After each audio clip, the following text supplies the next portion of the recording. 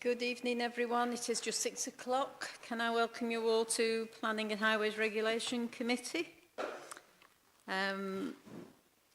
Before we start, for members of the public that are here, can we just whip round the committee and would you all introduce yourselves?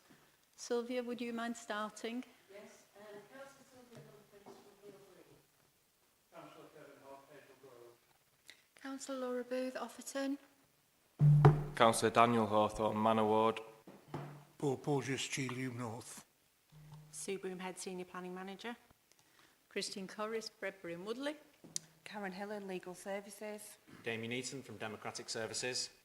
Councillor Philip Harding, Edgerton Cheadle Heath. Chris Murphy from Brinnington and Central Ward. John Taylor, Heaton's North. Councillor Roy Tribe. Councillor Paul Hatfield, Stepping Hill. Brian Bagnall for Bramall South and Woodford. Thank you, everyone. Item 1 is the minutes. Can I sign the minutes of the last meeting as a correct record? Thank you. Thank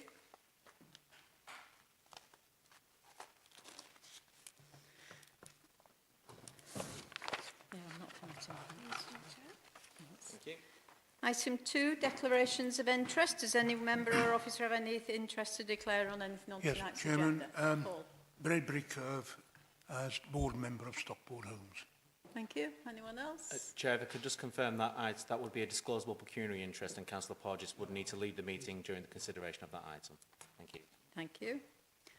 No urgent decisions? There are no urgent decisions, Chair, no. Thank you. Any public questions? And we have no public questions. Thank you. I'll take site visits with the as they appear on the agenda.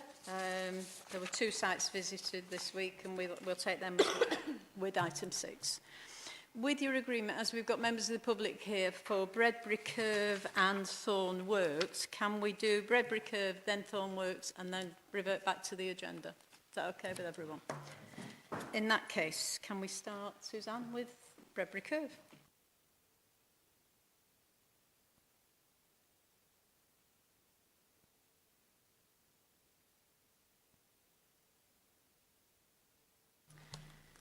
Thank you, Chair. The proposed development seeks consent for the infilling of an existing railway cutting with inert materials and construction of 60 residential dwellings with associated highways, new junction and ancillary works. It is proposed that there would be 12 apartments and 48 houses on site with 13 units, which would be 1 house and 12 apartments for market sale and the rest for affordable housing. It's proposed that 2 laps are proposed on site and there is a requirement for a commuted sum of circa 102,000 for local open space, 3,000 to fund traffic regulation orders and £2,500 to fund travel plan monitoring. The site is located within a policy guidance area which identifies that residential development may be acceptable if, amongst other issues, that the site could be accessed in an acceptable manner and adequate level of amenity for properties. Members will recall that this proposal was reported at the February Planning and Highways Committee, where the scheme was deferred seeking additional information. I'm also aware that members have received an email from the agent in support of the application. You will see that the report before you has been updated with additional information. However, at the time of writing the report, whilst we were in receipt of the additional information with regards to odour and noise, we had not received the formal comments of the Environment team of the Council. The Environment team has now confirmed that the submitted additional noise and odour information has overcome any former concerns. With regards to highways, members were concerned at the width of the proposed exit and the displacement of parking.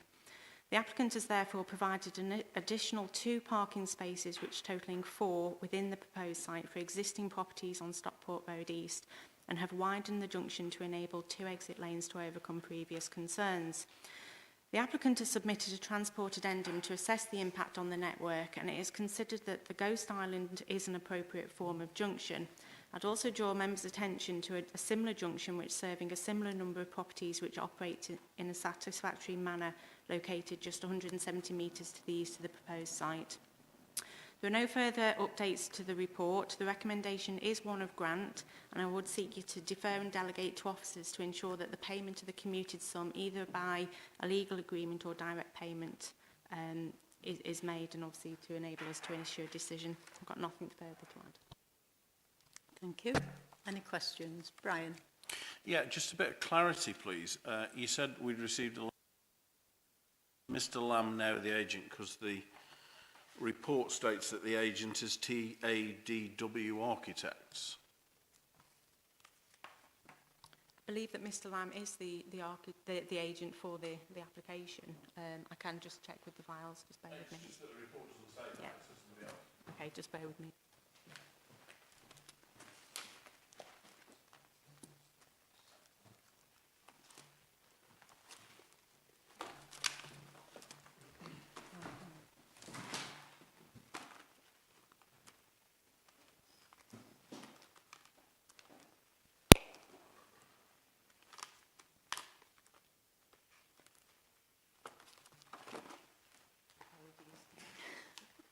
It's always... No, it's quite all right, Lula. It's always in the last place you look.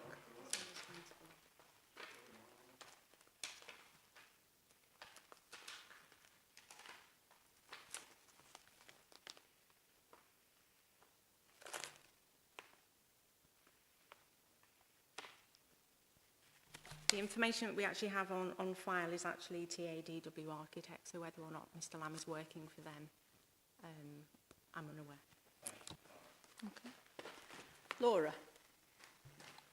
I've got 5 questions because I've got quite a lot of concerns about this. Do you want me to take them one at a time? One at a time. Okay, page 72, which refers to the odours, although you say this has been addressed, it advises shutting the windows. I used to live in a house where there were odours in summer, and I could tell you when you're sitting outside having a barbecue, you can't shut the window. So how have you mitigated for that if people are actually sitting outside their properties? Effectively, as part of the overall assessment, the environmental health officers and obviously the consultants have been out. There are a number of different assessments that you can make in terms of whether or not there is an odour, there is a noise, there is an odour or there is a smell in the locality. It also comes down to as to whether or not all of these need to be monitored by the Environment Agency. So effectively it becomes a statutory nuisance as well. So if there is a statutory nuisance which one of the local commercial properties was actually causing, that can be mitigated through actually serving notices on those businesses as well. So effectively in terms of, because of protection and legislation with regards to odour, that is actually covered separately, so it shouldn't become an issue in the gardens in the locality. My next one is page 71 about the windows being kept shut in the summer, because if they're open, there's inappropriate noise levels, and the report actually says that if they were to classify it, they would classify it as significant observed adverse effect levels, which gives sleep disturbance, and rail network can't offer guarantees that train traffic volumes won't increase. What I'm wondering is, if that happens and there is more volume of traffic from trains, even if the windows are shut, will that impact, will there be sleep disturbance? In terms of the impact, the updates on the noise report, effectively, in terms of the mechanical ventilation, etc., is that there is sufficient ventilation in the properties of not to have to open the windows. I think the report has been updated, which basically gives the mechanical ventilation, which means that you wouldn't actually have to open the windows for the fact that the properties are ventilated sufficiently. Just to clarify, what I'm asking you though is if there is an increase in rail networks traffic, even with the windows shut, will they be adversely affected by the noise levels? Effectively, there is only so much traffic which can actually go up and down any highway network at any time. So effectively, obviously this is being assessed with regards to trains going up and down the track effectively at night as well. So even if there was an increase in transport up and down the network, it shouldn't go over and above what effectively is already being assessed and mitigated through the sort of natural, through the ventilation and the noise mitigation. Next question, page 90, the apartment car parking areas, they say they're remote from the dwellings and prevention of unauthorised use will be difficult. So how will that be patrolled? Effectively, it will become, it's a private car park, it's car park for the people and using in those apartments. So it's the same as any remote parking that we have on lots of other estates at the moment, whereby you may have parking to the rear of sort of parking courts as opposed to any. So effectively, yes, it is difficult to manage, but it doesn't mean to say that it can't be managed. Generally, people will find that they've got a numbered space, and normally it's self-managing. If somebody parks in something and found it, they'll be evicted from it. I apologise for so many questions, but I wasn't here when it was first discussed, so for me this is the first time. Page 91 mentions that there's not sufficient width for some disabled users to be able to access the controlled crossing. Now, it does mention this on page 104 of the report to say it's been addressed, but can you advise me, has that been fully and comprehensively addressed? Because for me, that's quite an important issue, that it actually got to the stage where it was noted that that wouldn't be able to be accessed by disabled people. Apologies, can I just ask, do you say 104? It mentions it first of all on page 91, but then on page 104 it does say it's been addressed, but I just want some clarification on how it's been addressed. Okay, I'm just wondering, because there are two footpaths at the moment, I'm just wondering which one it was.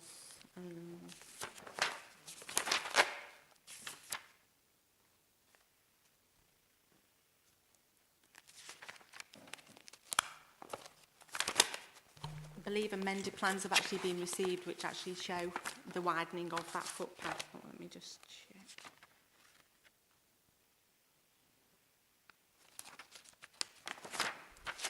Sorry, I'm struggling to find it in the report at the moment.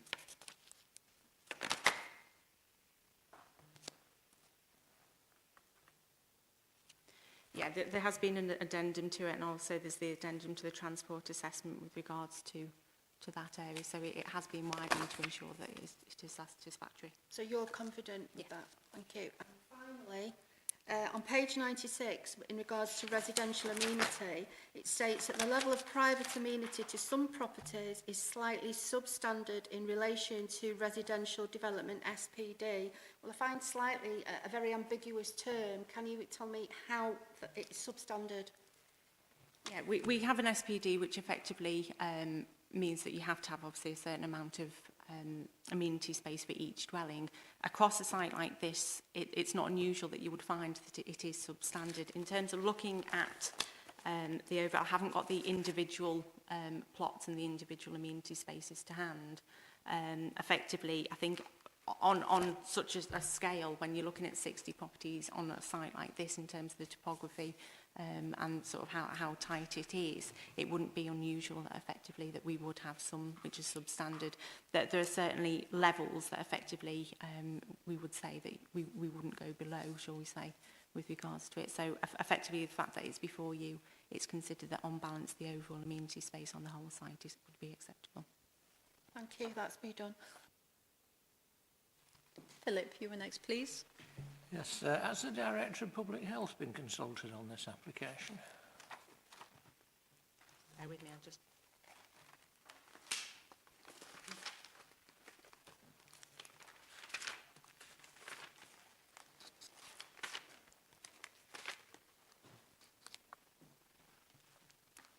He has, yes.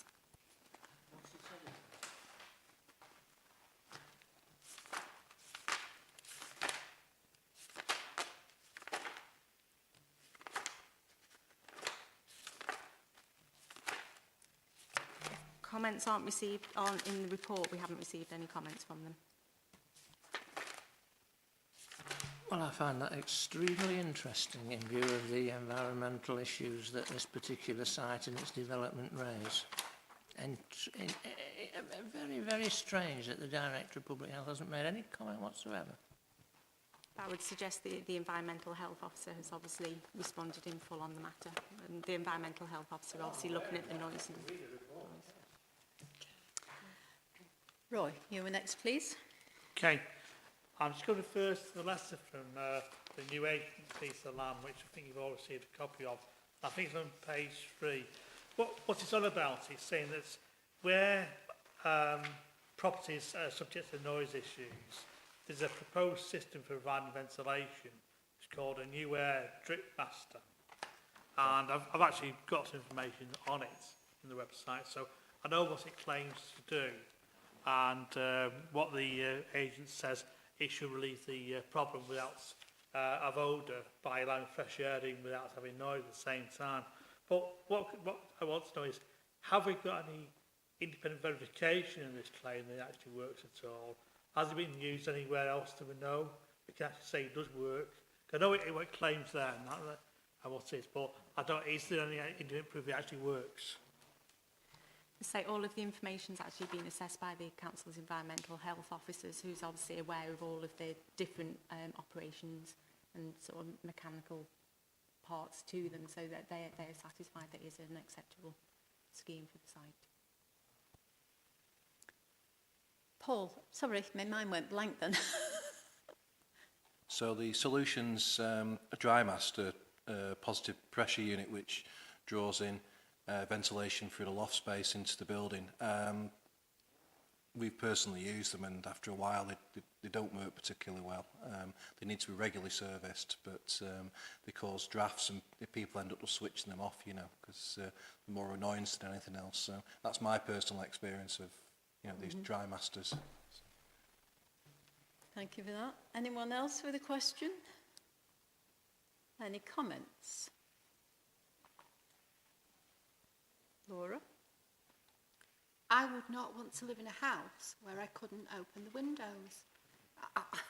I'm really struggling with the concept. I understand the mechanical ventilation, but who wants to live in a house in the summer where you cannot open your windows? I'm really struggling with that. I know it's providing a lot of housing, but I am struggling with that concept of living in a house where if I open the window, I'm going to be subject to sleep disturbance. Do you want to come back? It's okay. I was just going to clarify that you can open the windows for the fact that obviously all the windows in the properties and habitable rooms are opening. I think one thing that might help you, Laura, is one of the issues that was raised last month on this particular application was that people should have the choice about whether or not to open the window. And it was one of the concerns that was raised that at least if you had the choice, you could choose whether you did or you didn't. And the issue in the report that talks about a sealed box was one that was discussed really fully last time, and that's why the changes have been done following the committee's decision to defer it last time, so that option of being able to, if you wish, was there. I understand that, but if you open it, you're going to be subject to the noise. I'm just saying, I don't know many people that would want to live in a property where, okay, technically you can open the window, but realistically you cannot open the window because the noise levels are going to be so detracting that you can't sleep. I'm really struggling with that. I suppose it depends on your ability to sleep. I mean, I used to live very close to the A6 and I always slept with the bedroom window open, but I'm one of the life's fortunate people who can sleep through most things. Anyone else? Philip? Yeah, this argument that it's a matter of choice is nonsense, of course, because the people who are going to occupy these properties, if we give planning permission, are going to be people who cannot afford to buy a property, and the choice before them is remaining where they are, or being homeless, or whatever. That's the reality of the situation. There's nothing that I've seen in the new agent's report that's made me really change my mind from the discussion we had at the previous meeting. I've never seen a site for housing that is more unsuitable since I've been on this planning committee than this one. It is an appalling place to be proposing to be constructing housing in the 21st century, quite frankly. And nobody around this table would want to live there, I don't think. And I don't think we should be letting Stockport Homes get away with this on the grounds that they are this great social housing provider, because that's what they're playing on, of course, in reality. And I also said, and I'll say it again, I wouldn't like to be the ward member who represents this particular part of Stockport if these are constructed, because I can see that there is a potential for a great deal of casework here in the future. Roy, you're next, please. Yeah, I've read the report several times since the last meeting because I would like to see affordable housing. I'm very keen on the idea of affordable housing. I made that clear the last meeting, but I'm still struggling with this. The highways issue is dealt with, that's fine, I understand that. But the ongoing problem is the odour and noise problem, which both interrelated. First off, subjectivity, we need to say that, we need to think of an average person. In terms of myself, I'd be an ideal person to live there because I've got no sense of smell whatsoever. And also, obviously, because I've got a hearing problem, I won't have any noise problem there. So, you perhaps, if you do build it, you put me down on the list, I don't know. But, You're declaring an interest. that should declare an interest, yeah. I've read the officer's report regarding the old issues, and the conclusion is it's not significant. Now, I've got to say that's contrary to the views I've heard from residents of the area when I spoke to them some years ago. A lot of them have complained about an ongoing problem because of the Bredbury stink, including across Stockport Road, it's on roads off Broadway and other areas. So I think there is a problem. I think particularly it's more prevalent in summer at certain times and maybe wind direction, whatever. But the fact is, these properties we're building are actually closer to the source of the problem and therefore they're more exposed to it. So I've read the officer's report and I'm sure it's technically competent to whoever, not saying it's not, but I still think there's an ongoing problem with old issues there, and perhaps if they've done a survey in summer, it may be more prevalent, I don't know. And I don't think it's going to be dealt with because I think if people living in Auburn Avenue, which is on the adjacent to that, they complain about the smell, but obviously they bought a property there, they're living there, and obviously not going to demolish the houses. But we're now talking about an idea of building houses in an area where we know there's a particular problem. And I've got to say, despite the officer's recommendation, based on what people have said to me, and I looked at this new air drip master, apparently there's some problem that doesn't always work. I think if it went ahead, there'd be an ongoing problem about people complaining about the odour, not wanting to live there, and issues like that. And maybe persons like myself who are blessed in a certain way won't be bothered by the noise and odour. And again, some people just will be happy living there because you've got a roof above their head. But I do think it's a problem that's not being dealt with. And we used to go to the idea of segregating industry away from housing because there were problems. Now we're located somewhere next to where we know there's an ongoing problem.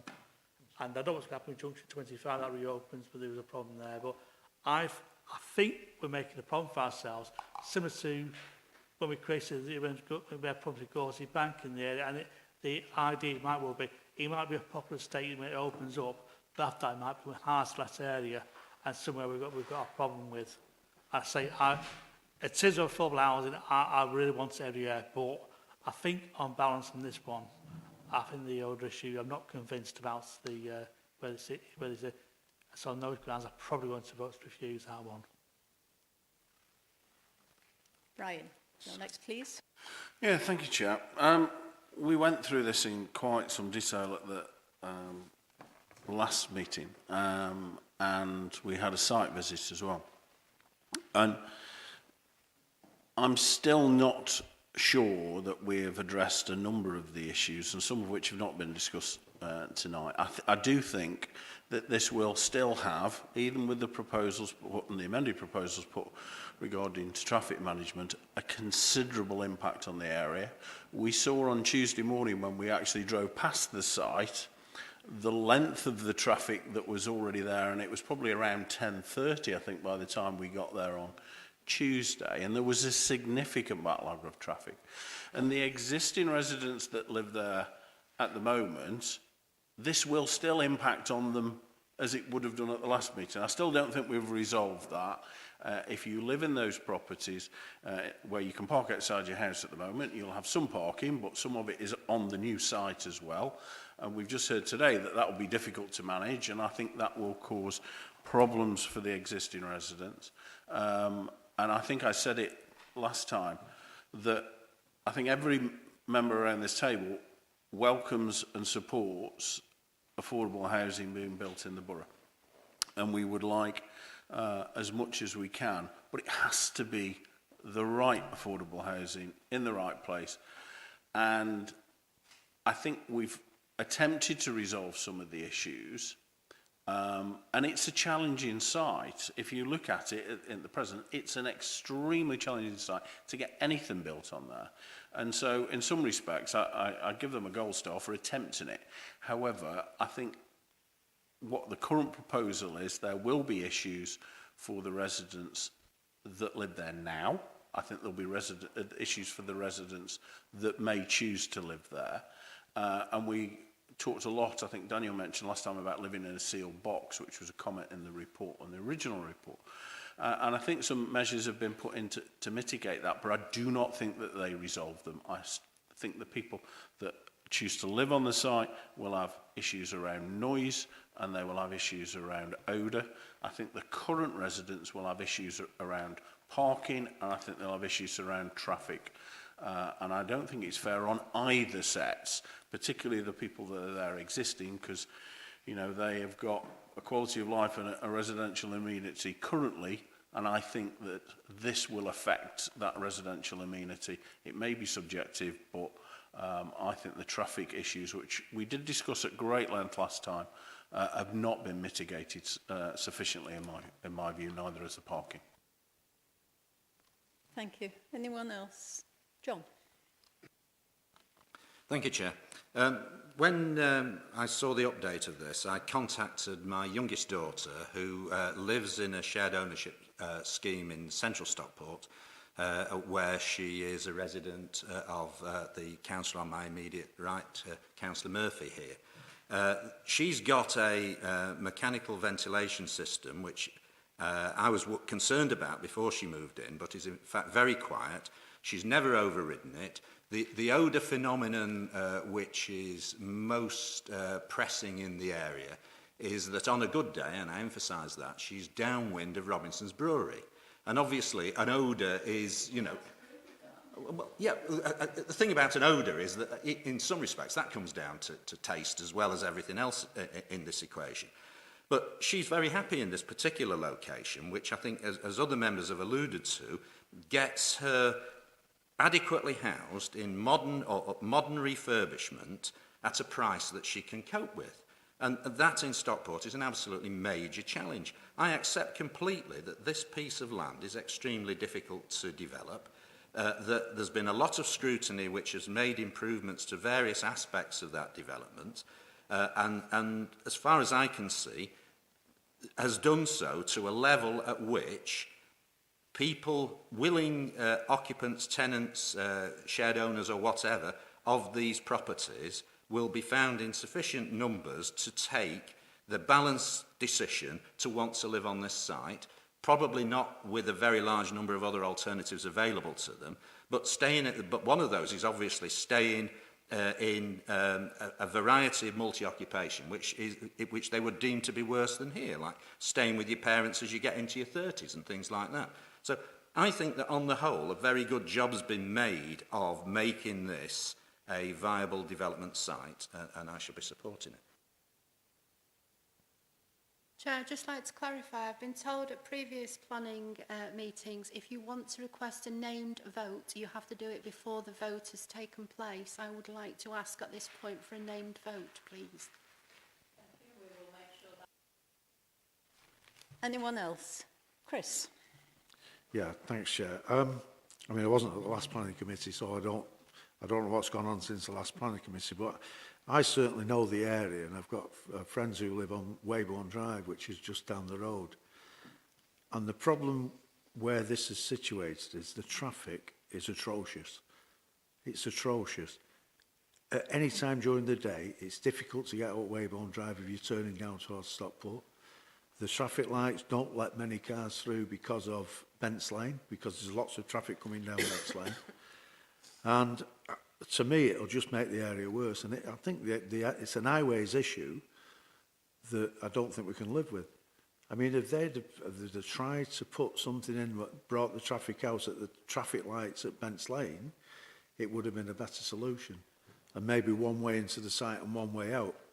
But the way that it's laid out and the traffic coming out of out of that site, turning right towards Stockport will cause friction amongst motorists and amongst residents.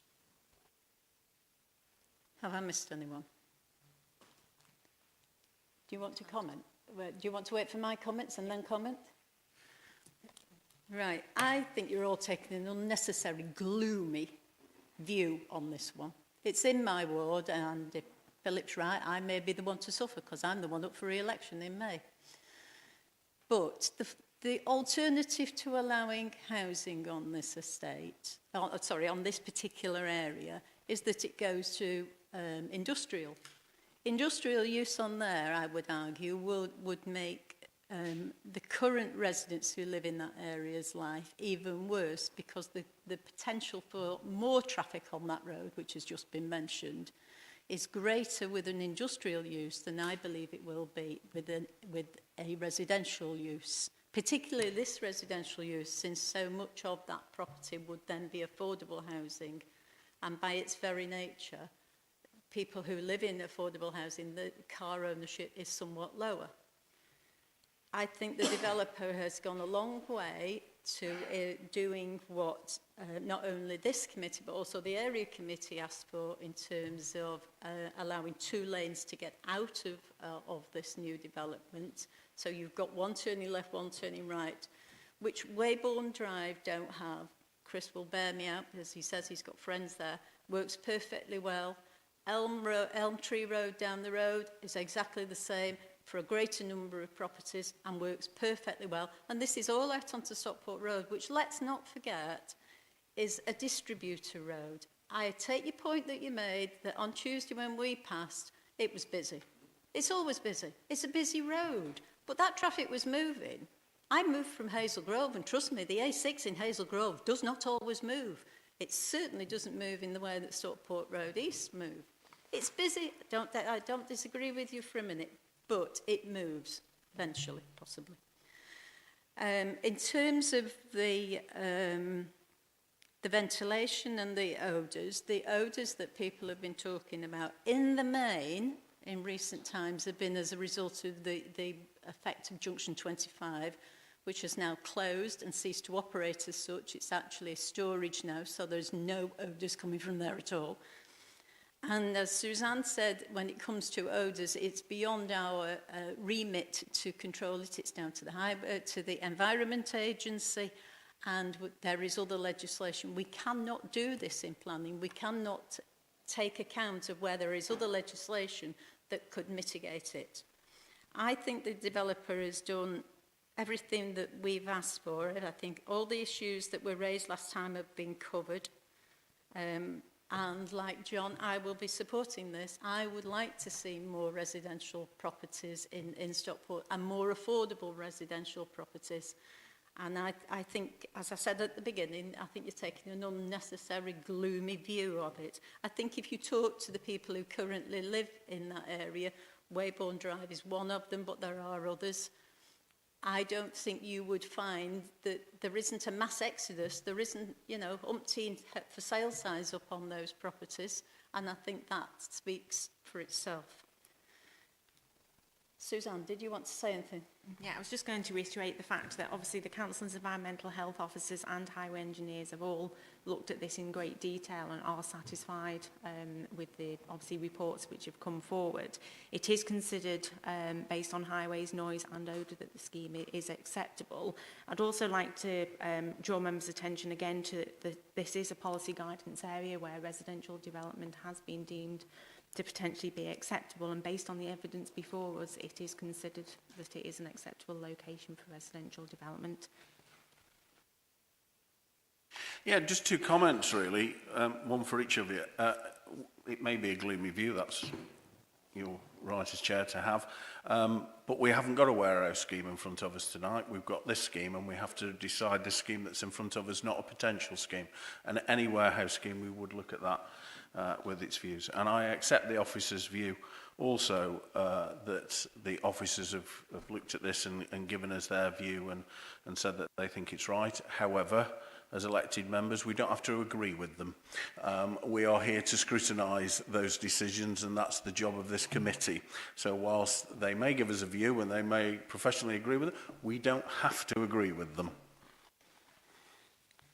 Thank you for that. There's obviously a number of views and I intend to put this to the vote. The recommendation is to grant.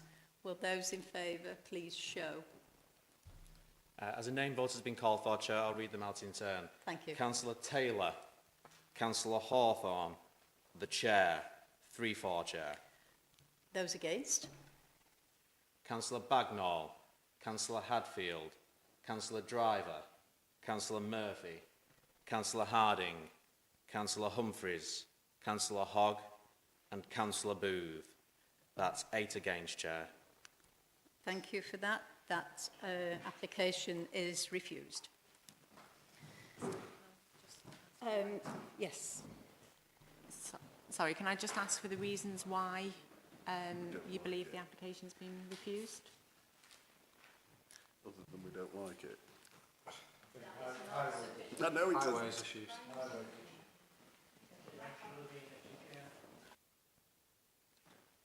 I've got issues with the residential amenity, issues with the noise, issues with the odour and issues with the traffic. So it's several issues for me personally.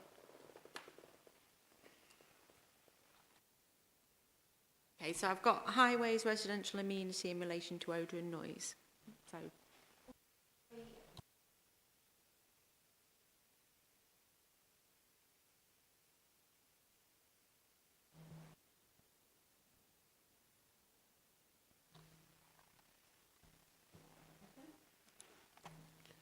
Fine, if we can move...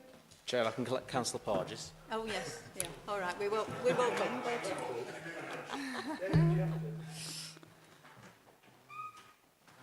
Poor man, he probably thought he was going to go through quite quickly then. No, I'm fine, thank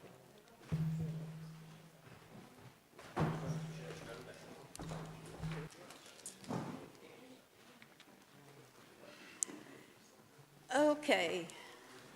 If we can carry on, the next one is Thornworks, Millpool Close in Woodley, which was also visited on Tuesday. Suzanne. thank you, Chair. The proposed development before you seeks consent for the conversion of the existing vacant general industrial building to form 9 two-bedroom dwellings and 13 parking spaces, including 1 disabled. The report includes all written updates. However, having looked at the agenda, it would appear that an older version of plans has actually been included, and as such, revised plans were actually distributed to all yesterday.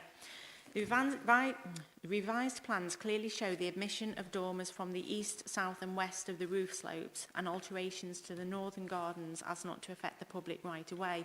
And I do apologise for the incorrect plans being submitted with the application in the report. At Area Committee, members sought clarification regarding servicing of the building. However, members will be aware that this is an existing building which seeks conversion, and the proposed and existing access is acceptable for a bin wagon. Millpool Close is served by a flatbed bin wagon, which would also be used to service this site.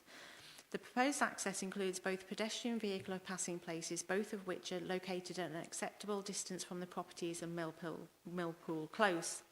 The location of the passing places on the opposite side of the access track and the landscape buffer would not give rise to any amenity impacts to adjacent residents. Members sought clarification with regards to disabled parking, and I can confirm that the level of parking is in accordance with council policy and has also now been relocated next to the building, which can be seen on the amended plan. 12 letters of representation were received, all of which are included within the report before you, and members will be aware from the report that this building was last used as a shop fitters in 2009. However, it does have an authorised use for general industrial B2 use. The evidence provided with the application and included within your report identifies that what the traffic generation could be if the site was to go back to a general industrial use. The site is located in an accessible location and is considered appropriate for residential development. There are no further updates to the report. The recommendation is one of grant, and I would seek you to defer and delegate to officers to ensure that the payment of the commuted sums for local open space, either by Section 106 or direct payment, and to enable us to issue a decision. Thank you, Suzanne. Any questions? Any comment? Oh, question? John? Yeah, it's a question that I asked on the committee bus, which is why the north points on all of these things are so sort of scatty, really. The layout plans are drawn almost due south, but not quite.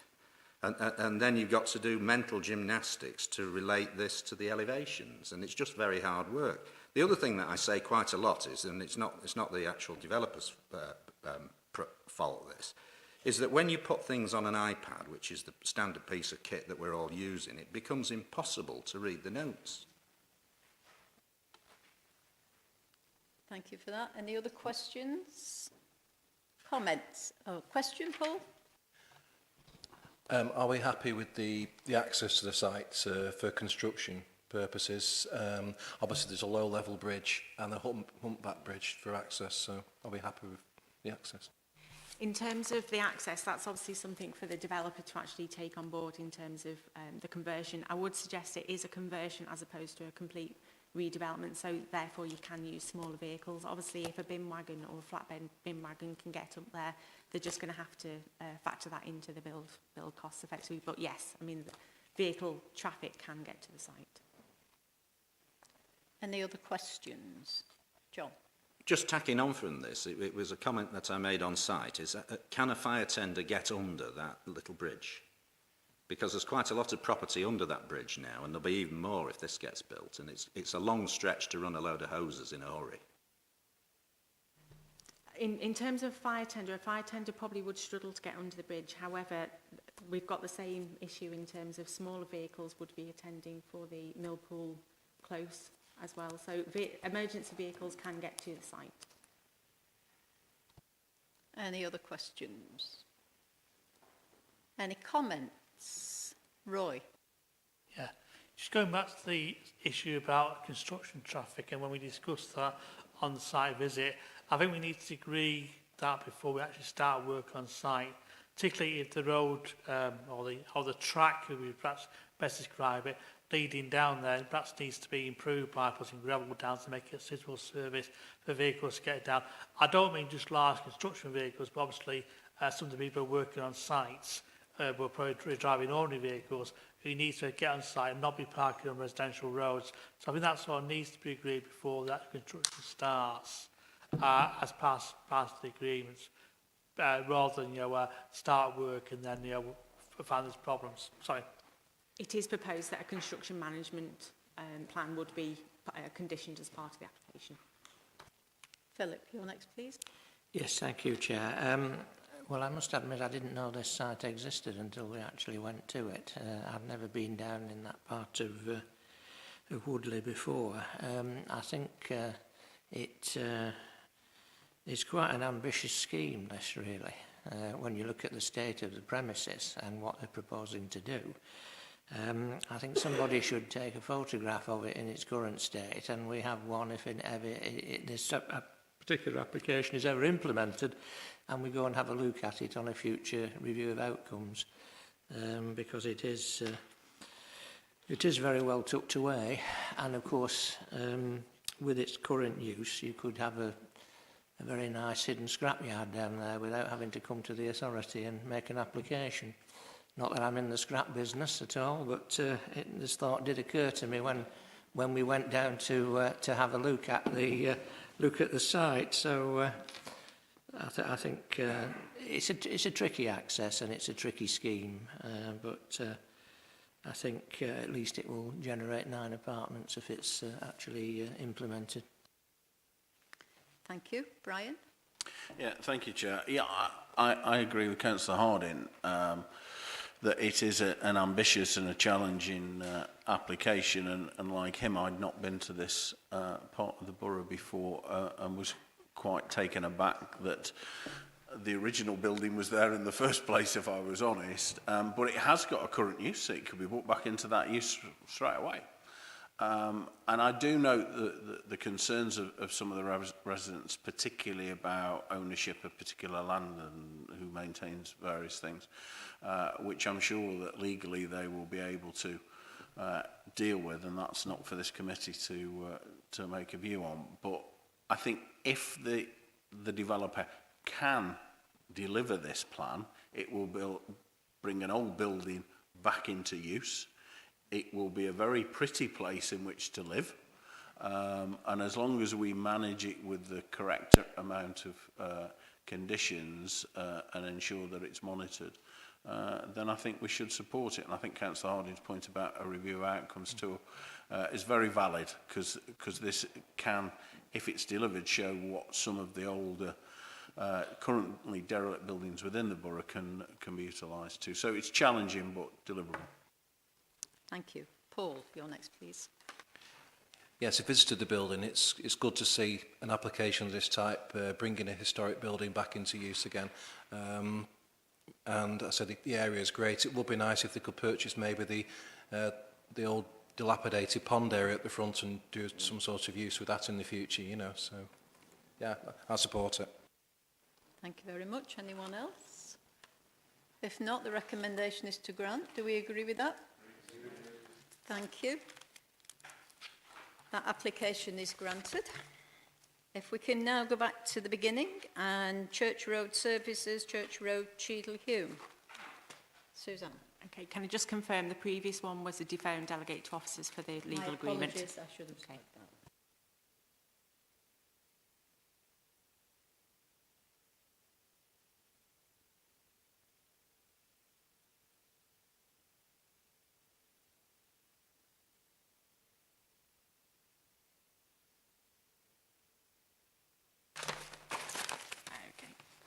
So the proposed development seeks consent for the demolition of all existing buildings on site and the erection of a new petrol filling station and shop.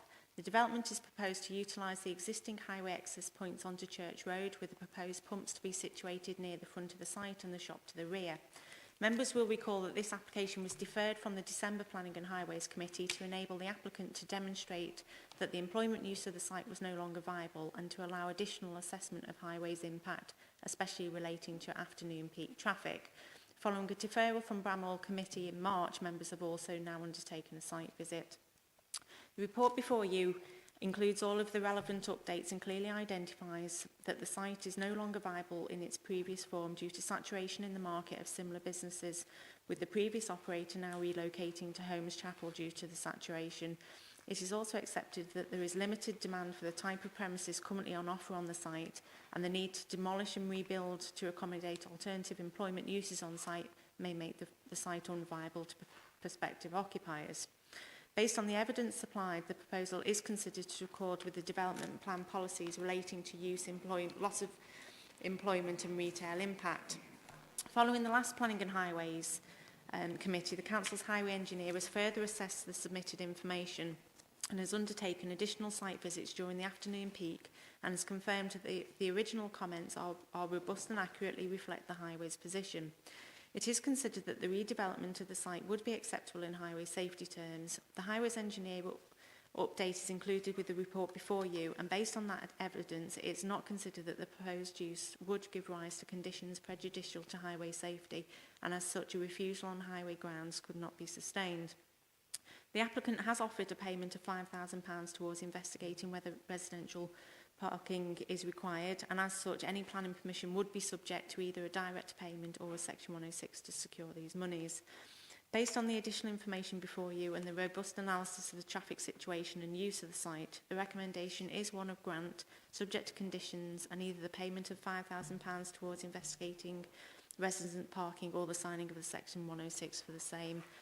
It is a recommendation for defer and delegate to officers. I've got nothing further to add.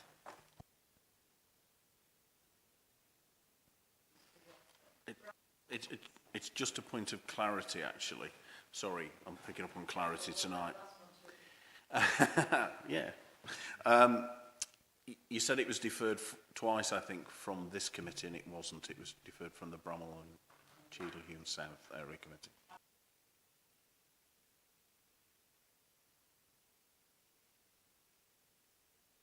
What's the use? Is it just going to be a general shop? Is it someone like Marks and Spencer's who's going to use it? You often get them, with concessions in these sort of places. Do you know? The information submitted refers to a spa. Any other questions? Any comments? Sylvia. When we had the site visit on Tuesday, across the road there is a car park, a general car park, and also next door to the sixth form college. In between there's a passageway. What I am worried about, I've seen it so many times, people coming out of car parks, pedestrians, and literally charging across the road. I'm pretty sure there wasn't a barrier along the footpath.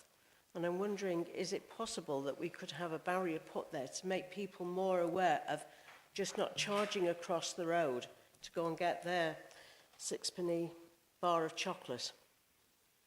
Sixpenny bar of chocolate? I'm giving my age away, aren't I? Suzanne. Apologies, is this on Granby Road or is it on No, Church? this is actually on Church Road. Okay, that would be something that I can take back to the highways engineer because we could include it as a condition. Thank you. Roy, you were first and then Brian. Okay, yeah, I think we should grant this. I mean, having looked at the sites itself, I mean, there's no significant change in use. There's improved parking on site as a very large free car park on the opposite side for people to park on. And I'm sure also with the possibility of having a residential parking scheme, car parking scheme, that what progress wants, that prevents any unauthorised people parking on driveways or whatever. So I don't see any actual problem with that. But thanks for Councillor Humphries raising the issue about that crush barrier. I think that's a very important point. I think that should definitely be part of the development to prevent that happening. That's a very good point made there. But I'll certainly be supporting this. Thank you. Brian, you're next, please. Yeah, thanks, Chair. This has been to the Bramall and Cheadle South Area Committee twice now, December and again this year. And I think particularly the ward members were particularly concerned about the traffic generation. The traffic officer came to the last Bramall Area Committee and gave an excellent, in my opinion, view of what he had seen. He'd been out again since the area committee and checked again and made sure that he was correct in his assessment. And whilst I appreciate the two ward members still had a number of concerns in relating to the submission that he made, I think we had a chance to view that on the site visit on Tuesday. And the existing premises, which are not derelict, but over time they will become so, I think the proposal is more in keeping now with the residential area than the original proposal that was put forward by the developer. And I think they've looked to mitigate the concerns of the residents and have met with them and have offered to pay for some surveys to be done with regard to residential parking, which I think, should this committee be minded to grant this application, we should take that up and look at it properly. There will be some benefits in terms of noise and odours from the restaurant that's nearby, that I think this will mitigate some of that and will take some away. So it will bring back into use a number of buildings which are currently not derelict, are not in use. There has been a residential scheme approved on this site some time ago, but no developer has ever taken it up.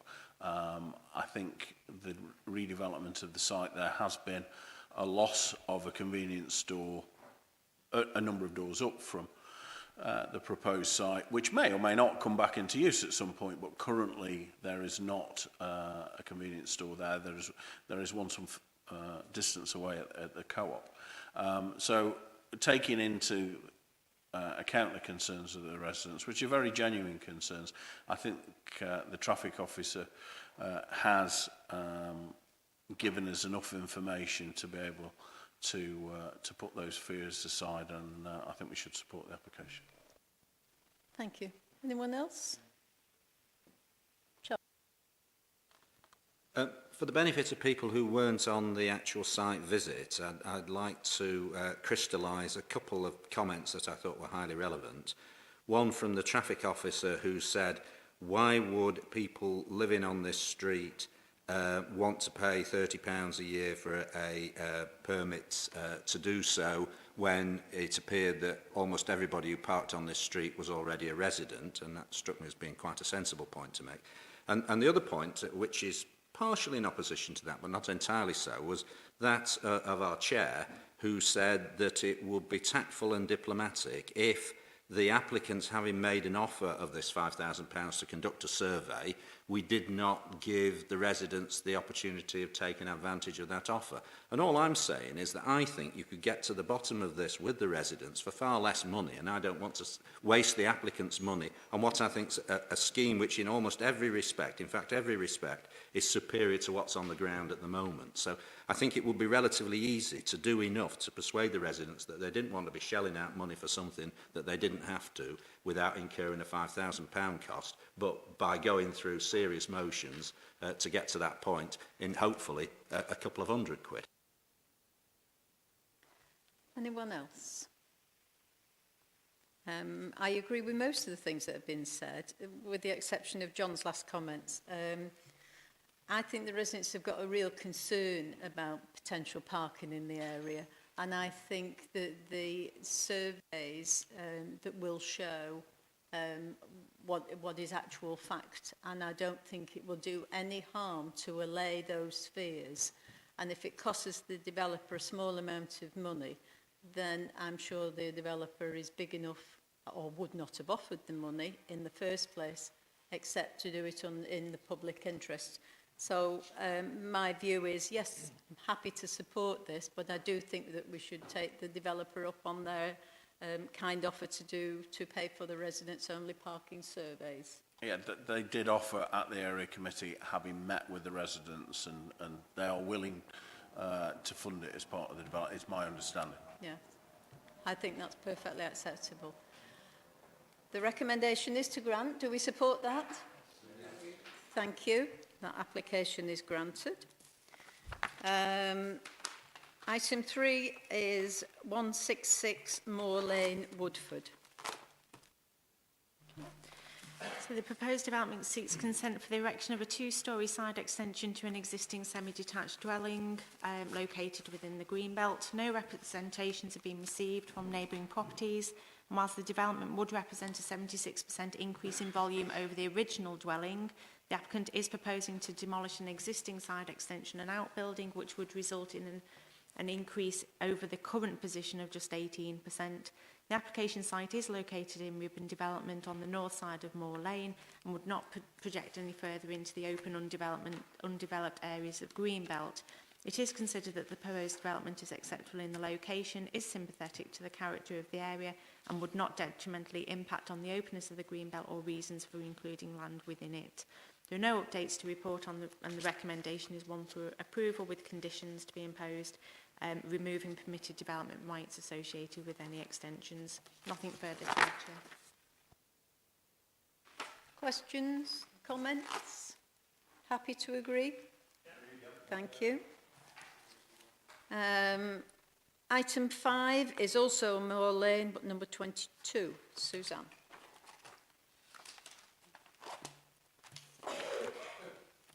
Again, this is a development within the Greenbelt. This time it's for a single-storey rear extension, the extension of an existing raised patio area and a boundary wall with gate piers and gates to the front elevation. Again, it's Ribbon Development in a semi-rural location. In this instance, the proposed extension, coupled with previous extensions, would represent a 66% increase over the above original dwelling, whilst the proposal would only result in a 7% over the existing situation. Nothing further to add. Again, it's considered that it wouldn't detrimentally impact on the openness of the Greenbelt. Thank you. Questions, comments? Happy to agree? Thank you. And the final planning application is 10 Daisy Bank Lane, Heald Green. Suzanne. Okay, so the proposed development seeks permission for a two-storey side extension, a first-floor rear extension, and a single-storey rear extension to the rear of to an existing semi-detached property, which again is located in the Greenbelt. The site has previously been extended, and with those it would see a 72% increase in overall volume of the original dwelling. Again, it's not considered that the developments would unduly impact on any residential amenity or would impact on the overall aims of including the land within the green belt. Thank you. Questions? Comments? Roy? This comment actually is in general and applies to all the previous applications. I just made a comment that the 3 applications we've gone through tonight all been departures from the statutory development plan because the developments in the green belt. And every single case we do a demonstration of very special circumstances has been agreed. I notice there's no comments from anyone, no questions from anyone. It's all basically on the nod. I think if we get more and more of these, we need to think, are we simply doing things, rubber stamping things, or what? It's because obviously the officer's reputation, we've got no grounds to go against the officer's reputation, not particularly would want to. So I've just raised that as a comment, that's all, not a criticism. Thank you. Anyone else? Laura? I'd just like to assure Councillor Driver I would never, ever rubber stamp anything. I always think it through. And so say all of us. Item 7 is planning appeals, enforcement and enforcement notices. Karen. Just a couple of updates, Chair. We've received today an appeal decision on the dental surgery at 159161 Stockport Road, Cheadle. That was an appeal against the refusal of consent for an advertisement, and that appeal has been dismissed this morning. In relation to 1 St Peter's Gate in Central Ward, that was a hearing that was held on the 18th of February. That appeal was actually upheld and the notice was quashed. In relation to 5 Walmer Drive, that was due to be a public inquiry. That appeal has not actually been withdrawn by the appellant, so there'll be no hearing now, and the notice is due to be complied with mid-April. The Sangam 202 Wilmslow Road, Heel Green, appeal's been dismissed on that one. Compliance due by the 22nd of June.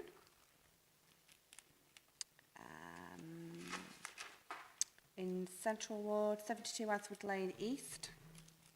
That's one where action's being taken for non-compliance with a enforcement notice. That's actually listed for trial on the 20th of April. And, finally, 11 Heavily Grove, Stockport. That notice is now being complied with. Councillor Harding, Chair. Philip? Yes, thank you, Chair. This 1 St Peter's Gate rather disturbs me because this particular enforcement notice was served by the authority to get original windows put back into, I think, a building which is in a conservation area. And I'd just like to know on what grounds the UPVC windows have in fact been allowed here, because if they've been allowed here, it indicates that they might be allowed anywhere. And will the enforcement section be now more reluctant to serve any enforcement notices in the future where it comes to their attention that UPVC window frames have been put in conservation areas and in listed buildings? So I would like to know what the grounds for the defeat of the enforcement team in this particular instance have been, because I wasn't expecting this outcome. I don't think any of us were, but... No, it was with great disappointment that we actually received. I attended the hearing on that, and effectively, that obviously we put the council's position forward very strongly with regards to the unauthorised windows in that building and how we felt that it did obviously deter from the character and appearance of the overall conservation area. And effectively, the inspector just hasn't agreed with us. They have made them change some of the design of some of the sills of the windows, but unfortunately, they've obviously gone with the appellant in that case. Karen, do you... Yeah, if I was just going to add that I've studied the appeal decision quite closely to try and understand what was in the inspector's mind. And the only difference that I can see between this appeal decision and other decisions that have looked at favourably is that the inspector seems to think that the contribution to the conservation area of the improvement in this building was in the public benefit. And that was the difference here. It wasn't a private dwelling house where there was no benefit to the public in these windows being installed. It was a public benefit, and they actually improved the overall look of the conservation area. Unfortunately, it's not contrary to what Stockport councillors and officers believed. Thank you. Laura? The Stepping Hill one, the Sainsbury's supermarket, where they actually won the appeal and the costs were allowed. I'm just wondering, have Sainsbury's applied for those costs so I can report back to our area committee? Because we're worried about how it's going to affect our budget. They have actually applied for costs. We haven't got the details with us at the moment, but yeah. Yeah, that's fine. Paul? Yes, the dental surgery, 159 to 161 Stockport Road, I think that decision, it's in my ward, that decision is very welcome. It was a very sort of a loud set of changes, and you know, it's going to restore some of the appearance of the neighbouring houses. Anyone else? If not, thank you very much. See you next month. Bye.